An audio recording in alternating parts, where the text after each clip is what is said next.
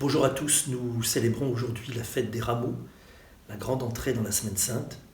Et c'est un peu au nom de cette fraternité missionnaire diocésaine que je voudrais partager avec vous ce que la parole de Dieu nous dit aujourd'hui dans cet évangile de la Passion de Jésus selon saint Marc cette année.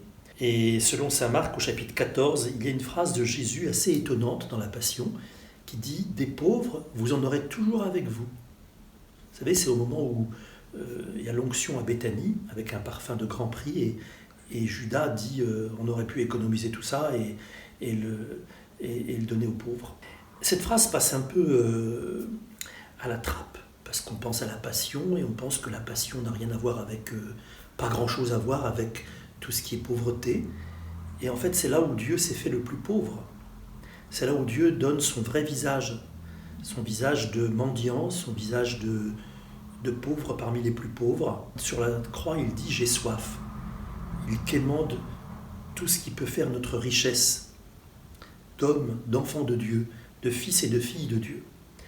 Et donc l'ouverture de cette grande semaine sainte est l'occasion de méditer, de contempler la pauvreté de Dieu. Comme dit Paul, il nous enrichit par sa pauvreté. Qu'est-ce que ça peut bien vouloir dire ? Peut-être que si on regarde autour de nous, lorsque nous croisons des grandes pauvretés, des fragilités humaines, des blessures, eh bien la pauvreté, effectivement, suscite notre charité. Et donc va mettre en œuvre, si nous y sommes attentifs, par grâce de Dieu, notre capacité à sortir, à aller vers les autres, à être frères et sœurs des autres. Donc comment je deviens frère et sœur ? Grâce à la pauvreté de l'autre. Et d'autres fois, ça sera l'inverse. Ça sera ma pauvreté qui va enrichir l'autre, au sens où elle va susciter chez l'autre une belle charité, une envie de sortir et de venir vers moi. Et nous en sommes tous témoins de cette réalité. Le pape François nous donne quelques petites pistes toutes simples.